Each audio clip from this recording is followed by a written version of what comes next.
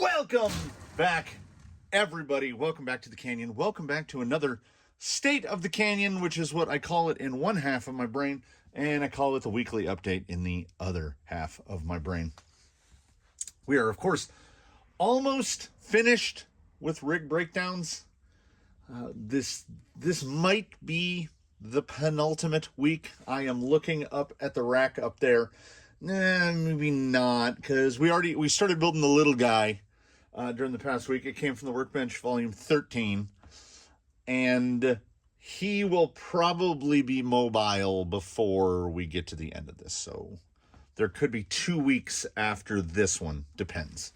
As I mentioned, if you watched the video of yesterday, we are moving into the newest garage, which is, I guess garage D. That's garage level D, I guess. So let's get this out of the way. So they are the first three. You've got Baseline, you've got Eddie, and you've got Jake the Snake.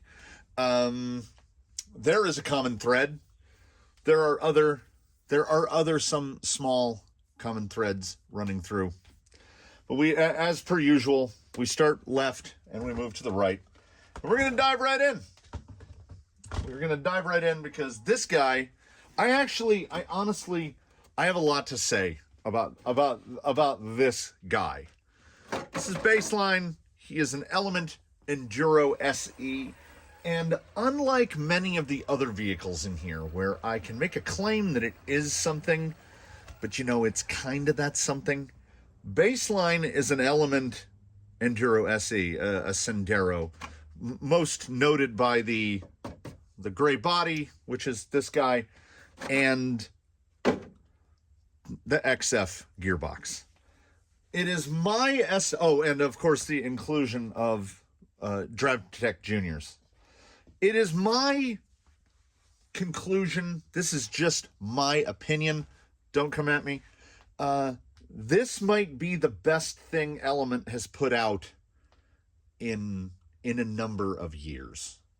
Yes, a lot of stuff has been changed out. They went to like all plastic links. He does have full bearings. I had to, and these links got changed because of those Element cost-cutting measures, which are, this is a 12.8-inch body, and they give you a 12.3-inch rig for it. So when you first get it, the back tire is like right there. So you need to stretch the wheelbase out to make, a buddy of ours has one, and he just cut the fender off right here. But I have stuff like links laying around, so I made him links to stretch his wheelbase out to 12.8. So he has a 12.8-inch wheelbase Element Enduro SE. Then I did stuff that's unnecessary. I changed the shock towers to other Element ones that I had lying around.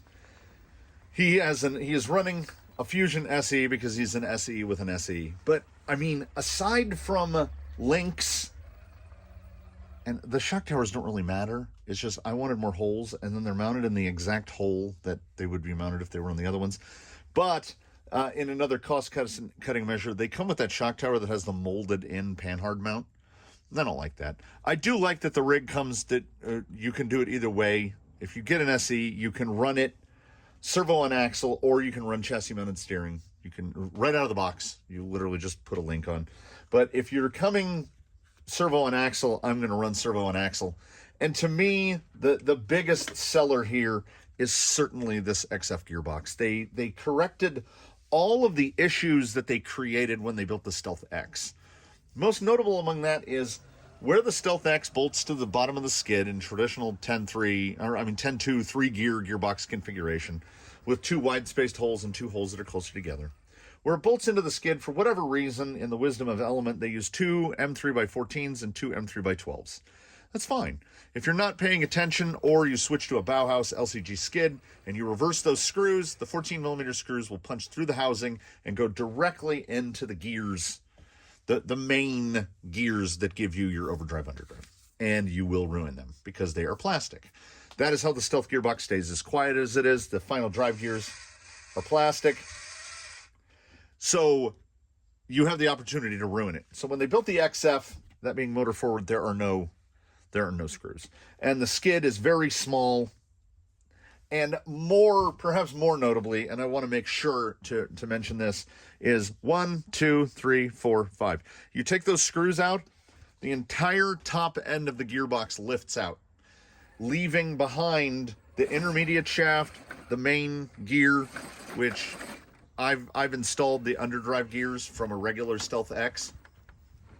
It just has fixed no overdrive, no underdrive.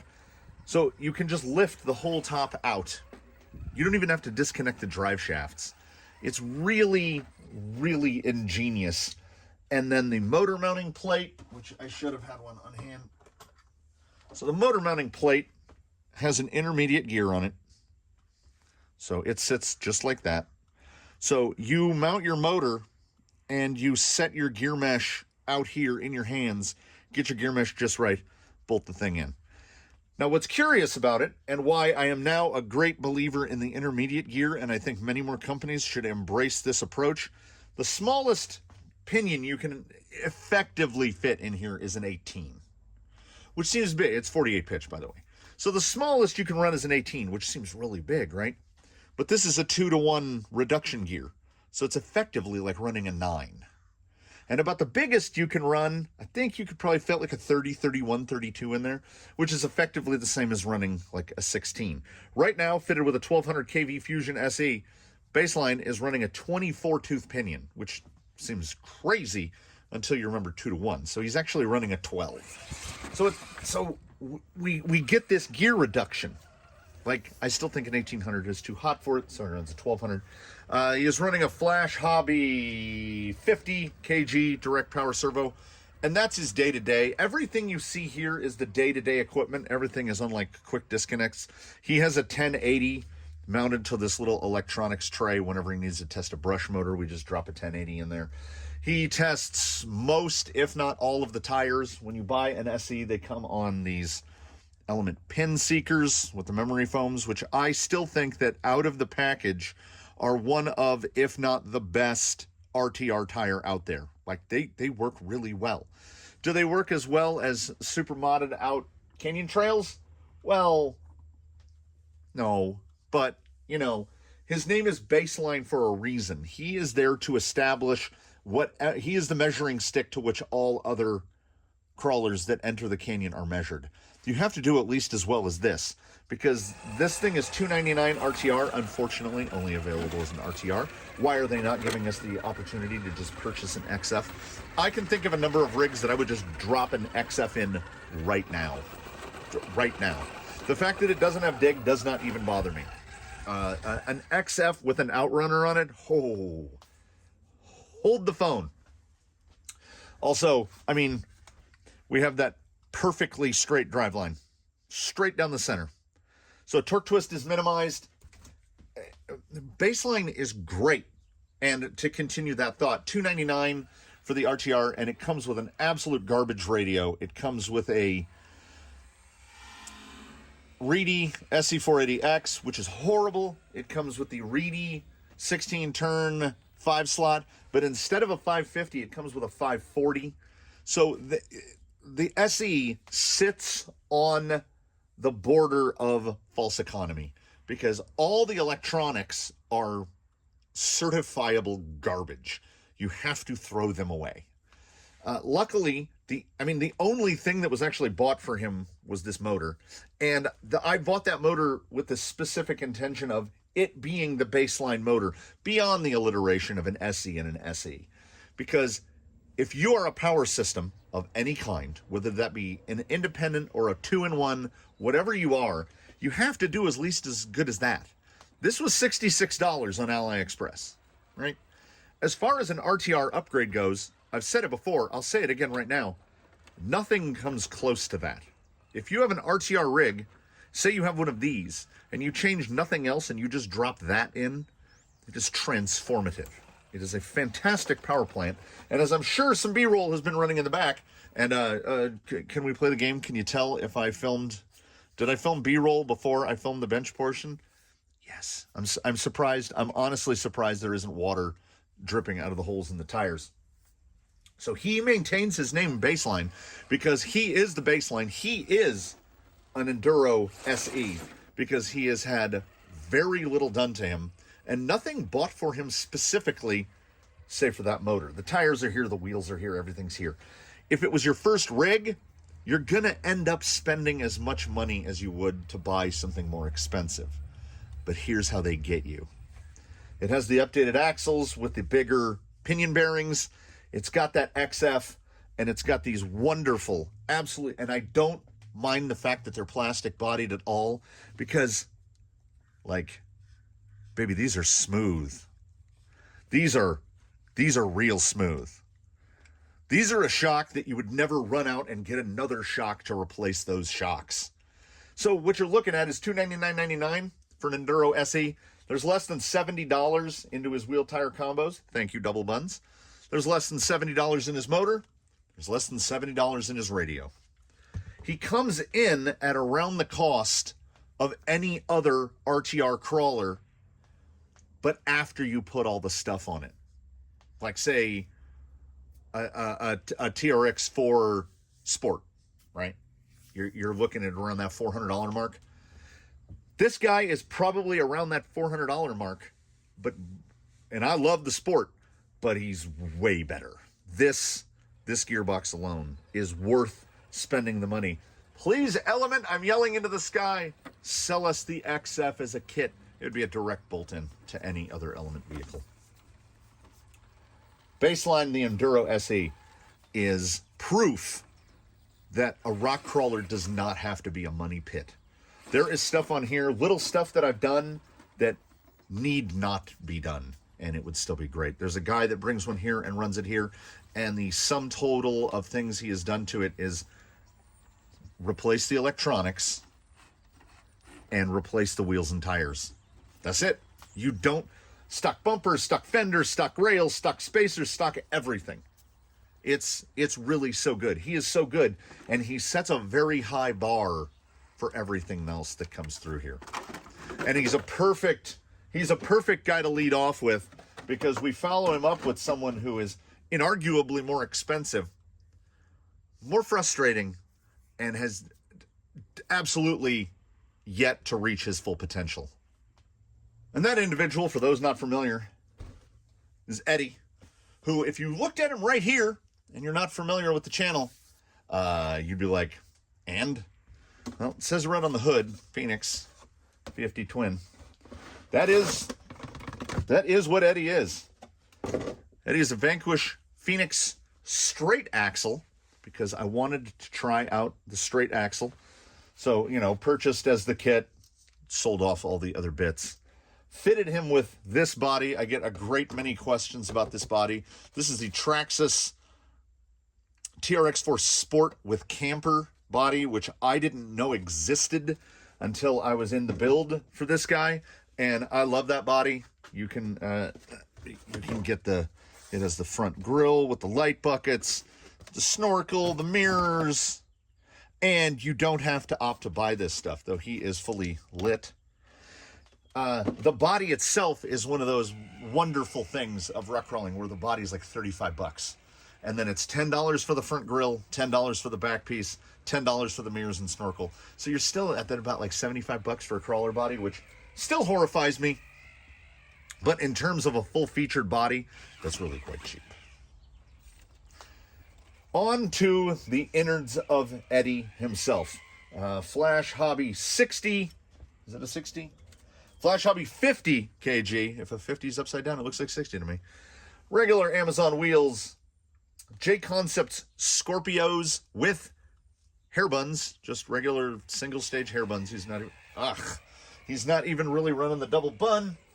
And here is where we get into the discussion of how Eddie has yet to realize his full potential.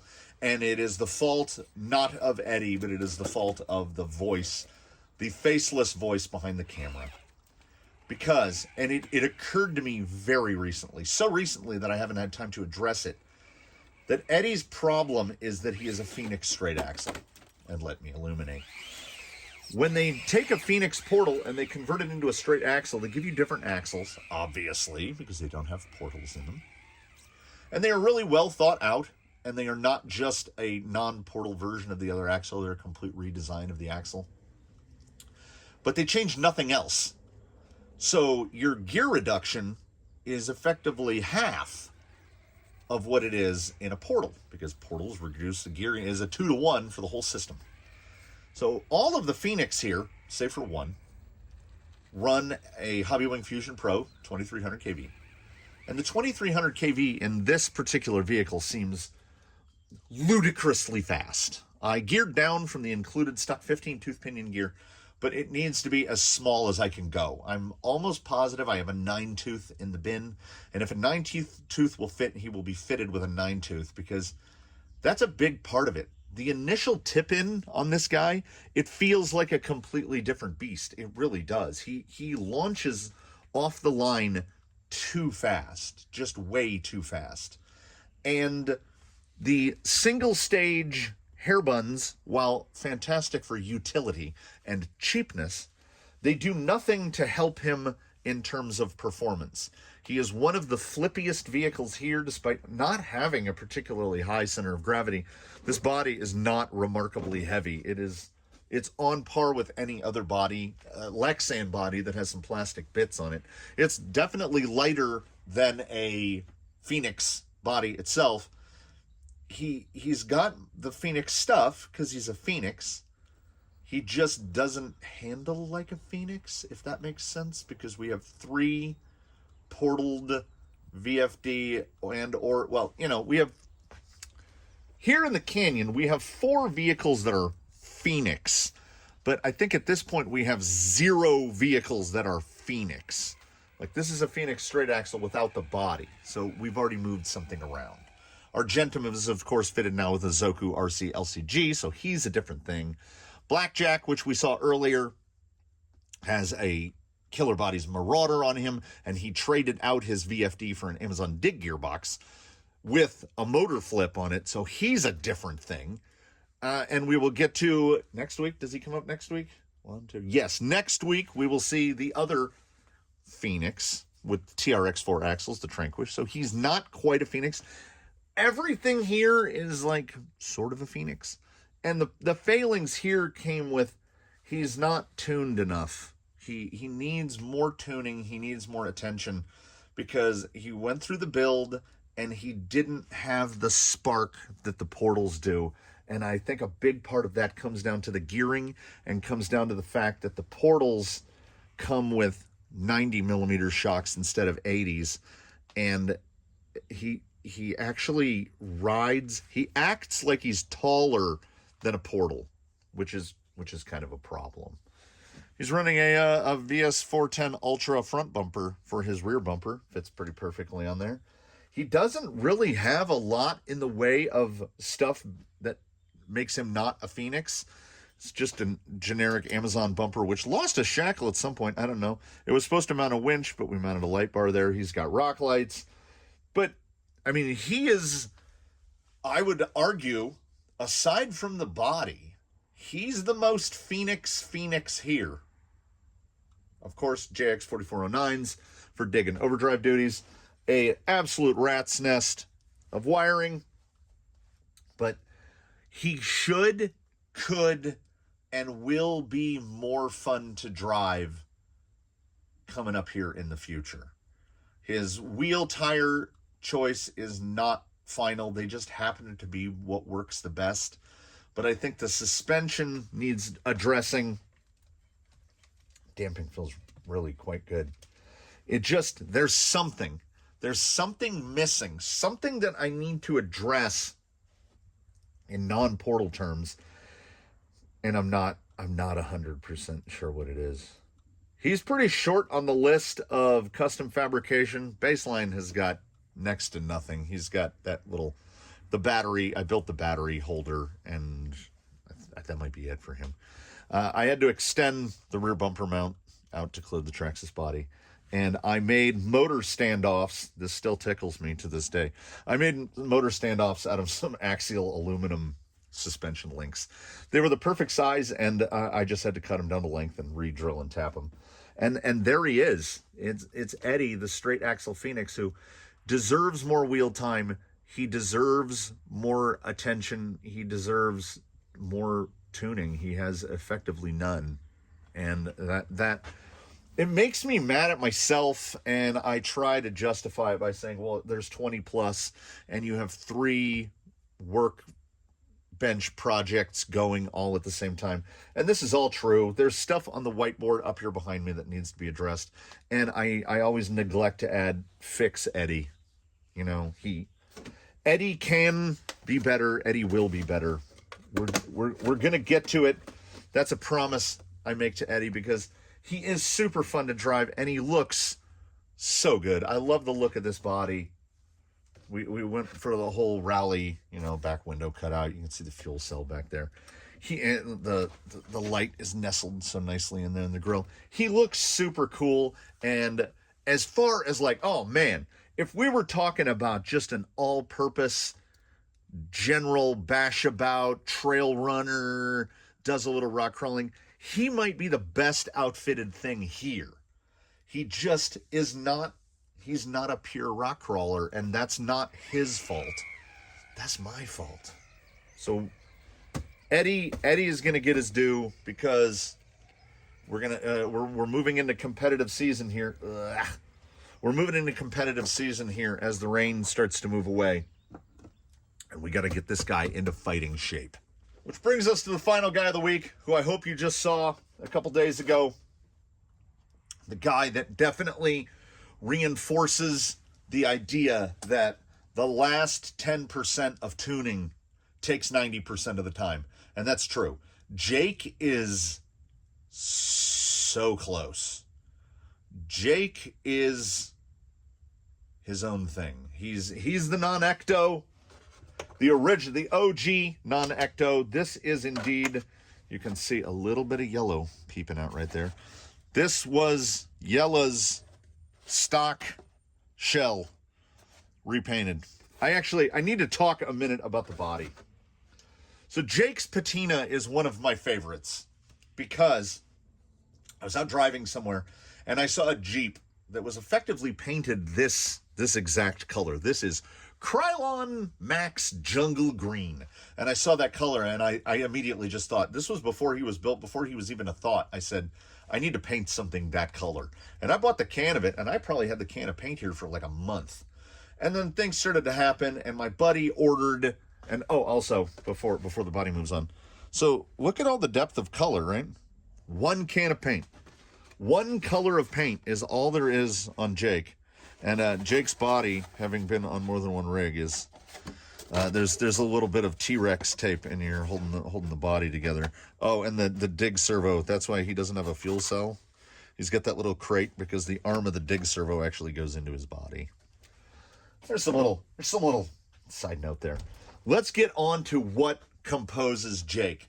Jake is what I consider a build, because I started with a bunch of parts and I started putting those parts together, and I was accumulating them still and didn't know what I was going to do for a chassis. My buddy ordered an Artful Dodgers Ground Fox for Element, and I basically approximated the Artful Dodgers Ground Fox for Element, which was an SOA version. So I approximated it to build it chassis mounted steering. He was going to originally have AR-44s, and then for whatever reason, A-Main had the SSD Diamond Pros for very cheap, like half the usual price. So I bought the pair of SSD Diamond Pros, and he ended up with those. He's running TRX4 shocks with Element blue springs in the rear and Traxxas no bands in the front from a TRX4. His suspension feels amazing. Amazon dig gearbox with, of course, a 4409 for dig duties. He has the sole fleet-owned 1080 G2 and made it to that G2. Yep, the Surpass Rocket 540 Plus V4. I want to say this is the quad magnet. I can't tell because it's bolted to a motor plate.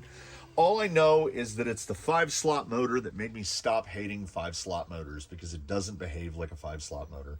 It has startup smoothness, but it has all the snappiness and the torque of a 3-slot. It's the only 5-slot motor I can bring myself to recommend, and at the same time, on this hand, this is the only 5-slot motor I recommend, and on this hand, don't buy that motor. Because a G2 and that motor is almost $100, and that's more than the cost of a Fusion SE, and that's 2/3 of the way to a Fusion Pro. Is it as good as a Fusion Pro? I don't think so. I genuinely don't think it is. Now, what I will say about it is, I think of all the rigs that were run today, Jake is the one that sounds the best. He sounds good. Like, he sounds like that guy with the classic car that's got the proper tuned exhaust on it. He sounds real good. He is fitted with an unnecessarily powerful Flash Hobby 60 kg. Was that Flash Hobbies all around? That was Flash Hobbies all around. 50, 50, 60. He is the 90%. He is so close to being where he needs to be, as you saw if you watched Wheelin' Wednesday this week. J Concepts landmines on Three Brothers RC anti-foams. I know I tried him with the rods reversed. Yes, 6mm rods in the front, 8mm rods in the rear. In between, in the past couple days, was it before or was it after? I wheeled this guy. I flipped the tires. I put the 6s in the back and the 8s in the front, and it absolutely ruined it. It absolutely ruined it. He can't climb a basic obstacle with those rods flipped, which is, I think, why I'm more hot on the idea of something like a squid insert than I am on a Three Brothers anti-foam, because a lot of getting these, the tuning of these, a lot, to me, maybe not so much to others, but to me, a lot of it is guesswork, because they have the same number. I want to say it's 12 rods in the front and 12 rods in the rear. Changing it from in 2mm size from a 6 to an 8, flopping those, absolutely ruined. Like, it was bad, really bad. Like, it changed his vertical compliance, where when you're getting a climb, he would just throw his nose end over. I still can't really get my head around it, whereas most 3D printed inserts put it entire wheel rig. So, you know, I'm a little cool on it for that. The Enduro Deeps, the one Enduro wheel that we can't call an Amazon clone, because to the best of my knowledge and the knowledge of people that have looked into it, there is no real world equivalent of these. There's just these. I have a set in black and I have the set in bronze. They were not originally intended as Jake's wheels, and they just ended up being Jake's wheels because they get the right offset. He's pretty narrow otherwise. That is a quiet servo. He is then just a hodgepodge. That is his panhard bar is made out of a suspension link from a Red Cat Everest 10. I think he's got elements upper and, I don't know, some sort of axial lower. I think these are TRX4 lowers in the front. He's got a hodgepodge. He's got axial bent ends here. These are Traxxas. He's got element up there. This is an Element Factory team for the steering drag link. He's got whatever was needed to make him into what he is. Oh, and I guess we should point out, Spare Time Hobbies flat skid for Capra, because he was originally intended to have a Capra transmission.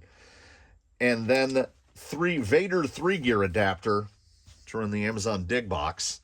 And all of the screws in the Spare Time Hobbies are stripped out because they've been in and out of a vehicle a dozen times. That Spare Time Hobbies skid began its life in Zoidberg when Zoidberg was still a Capra in a Capra cage. So that thing has been around, and it's been fully helicoiled, 3mm helicoils, so that it'll actually hold the rig together. He's really good. Like, he is in that top echelon of competitors here, with mostly cast-off parts from somebody else, and some pretty sexy frame rails. That's how he got his name. The frame rails, for no reason other than because I'm weird, have little teeth on them. And he's been changed. His design has been changed so many times that it was either the drag link or the panhard used to go up into that notch, and now neither of them are even close.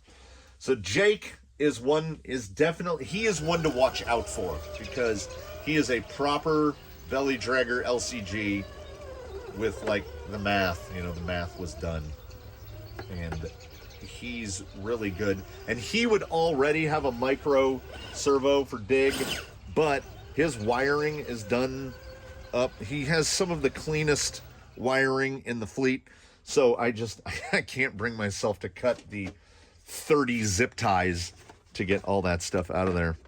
And here in the closing, as we are closing, I will mention in terms of coursework, yeah, I did some, and then it got rained on and rained on and rained on and rained on. There is most of a container of concrete off to the side over there, and I am moving it as quick as I can. Eddie, the neighbor, not the rig, Eddie, the neighbor, is absolutely slammed. Ordinarily, he would offer to drop it off for me with the cat, but he can't, so I'm doing it old school, which is you load 7-8 pieces of concrete into a wheelbarrow and you move it to where you want to move it. It is going into the far south end of Dead Limit, where there's a big mountain, which we still haven't named. I am building a second mountain next to that mountain, and that is the goal. I'm sifting through the pile of dirt. I'm sifting through all the sand. But I have to do that when it's not raining. And even today, it's a little still very much wet. So there you go. There are these three. We've got 1, 2, 3, 4. I think we have 5. I think we have 5 rigs left. And we will move on to those in the following weeks. Tomorrow is the tire test for Team OT6 Voodoo KLRMs. That's tomorrow's test. And the day after that, I don't know. I'm still waiting on Amazon. How much do you want to know the things here are done in nearly real time? I'm waiting on Amazon because the little guy is still waiting on drive shafts. Still.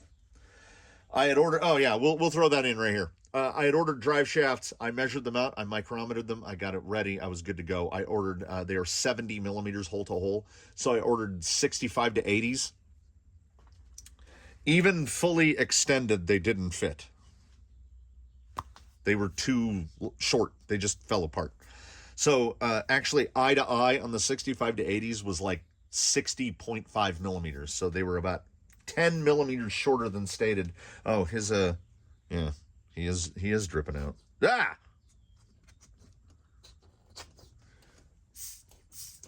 Well, that's the beauty of 3D printed. It doesn't matter if some water stays in there. So there we go. So thanks for joining us, everybody. Almost done with the rig rundowns. I am mentally preparing for what will compose, what Crawlympics will be made out of. I don't know. Like, I have ideas floating and marinating, but I mean, it's an undertaking, and we have to work out how we're gonna class rigs, like what classes they're gonna go into. Let's see if I can wrap this up before the cuckoo clock stops. Thanks for watching, everybody. Please do comment below. Subscribe if you haven't. Please do consider channel membership. Between now and when we meet again, please do your very best. Have a good one, everybody, and we'll see you in the next one. Hey, look at that. All I need to do is have a timer, and we're done. Luffy says we'll see you next time.